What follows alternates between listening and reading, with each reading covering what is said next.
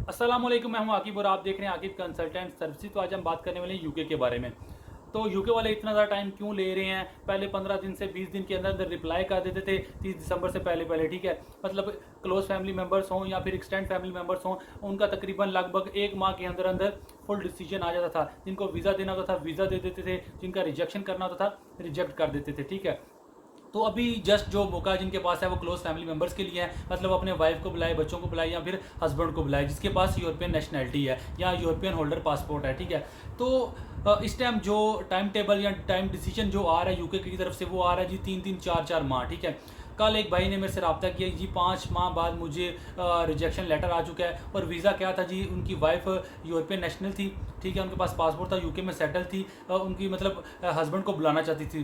तो ये वीज़ा बहुत ज़्यादा कम चांसेस होते हैं रिजेक्ट होने के, ठीक है, क्योंकि 90% चांस है ये वीज़ा मिलता ही मिलता है। लेकिन उस भाई का रिजेक्ट हो गया, पता नहीं क्यों रिजेक्ट हुआ मैंने उनका ऑब्जेक्शन लेटर नहीं था मांगा, लेकिन ये केस जो होता है 90% चांस है कि वीज़ा मिलता है। लेकिन 5 माह बाद रिप्लाई आया, वो भी रिजेक्शन। तो काफ़ी ज़्यादा दुख होता है कि यार इतना टाइम ले लिया और रिजेक्ट भी हो गया। और उन्होंने ये भी कहा कि मेरे जो दूसरे मेंबर्स थे, जो उनकी शादियां मेरे साथ ही हुई थी, 3-4 हम फैमिली मेंबर्स जिनकी शादी हुई थी, वो जो तीनों दूसरे हैं वो यूके में जाके बैठ चुके हैं, 1.5 माह उनका लगा और उनको वीज़ा मिल चुका है। तो मेरा रिजेक्ट क्यों हो गया? तो मैं उनको गाइड किया, तो वो कहते हैं चलिए ठीक है, हम आपसे रब्ता करेंगे इंशाल्लाह।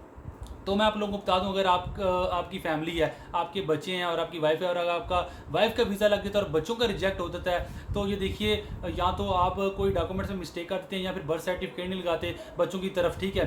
आप देखें, वाइफ को अक्सर ऐसा होता है कि बच्चों को वीज़ा मिल रहा है, वाइफ का रिजेक्ट हो रहा है, वाइफ को वीज़ा मिल रहा है लेकिन बच्चों का रिजेक्ट हो रहा है। ऐसा होना नहीं चाहिए, लेकिन हो इसलिए रहा है कि बाज़ औक़ात यूके काफ़ी ज़्यादा जांच पड़ताल करने लग जाता है। अब कोई छोटी सी मिस्टेक हो, यानी कि बर्थ सर्टिफिकेट नहीं लगाया, लेकिन बच्चों का बर्थ सर्टिफिकेट लगा होता है, लेकिन जो स्पॉन्सर है उसका बर्थ सर्टिफिकेट नहीं लगा होता, इस बुनियाद पे रिजेक्ट कर देते हैं। और कभी ऐसा होता है कि वीज़ा मिल भी जाता है, ठीक है, ज़्यादा चांस है वीज़ा मिल जाता है, लेकिन अक्सर केसेस में ऐसा हो रहा है कि छोटी सी माइनर सी गलती की वजह से वो आपको रिजेक्ट करके वापस दे देते हैं। और फिर नेक्स्ट आप गलती क्या करते हो, अपील कर देते हो।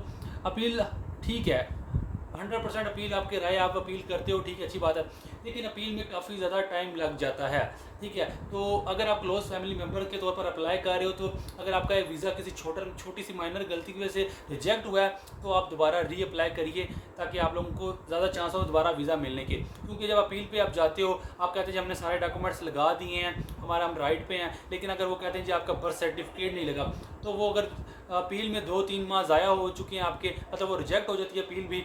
तो अगर आपको 30 जून गुजर जाए तो आप रीअप्लाई भी नहीं कर सकते। इसलिए अगर आपका रिजेक्ट होता है क्लोज फैमिली मेम्बर में, तो आप दोबारा से रीअप्लाई करिए, वो डॉक्यूमेंट्स दिखाइए, क्योंकि ऑब्जेक्शन लेटर में बताते हैं जी ये वाला आपका पेपर कम है, इसलिए दोबारा से अप्लाई कर दीजिए। तो आप बात करते हैं टाइम डिसीजन की कि यूके वाले इतने ज़्यादा टाइम क्यों ले रहे हैं।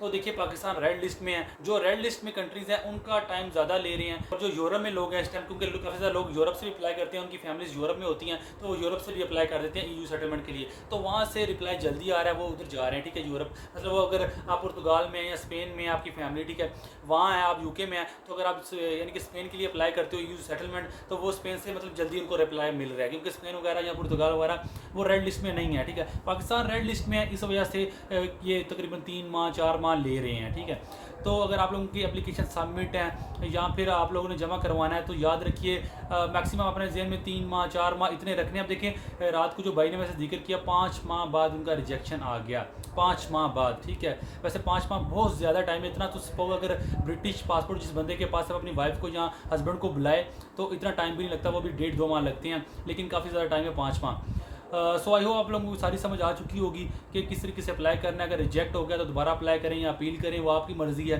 ठीक है। और टाइम डिसीजन क्यों ले रहे हैं, हो सकता है कि रेड लिस्ट की वजह से ले रहे हों। तो बस यही आज के लिए इन्फॉर्मेशन थी, बाकी जैसी कोई इंशाल्लाह नेक्स्ट अपडेट आएगी आप लोगों के साथ शेयर करेंगे। बाकी जाते हुए चैनल को सब्सक्राइब जरूर करना, बाकी अपना ख्याल रखिएगा। अल्लाह हाफिज़।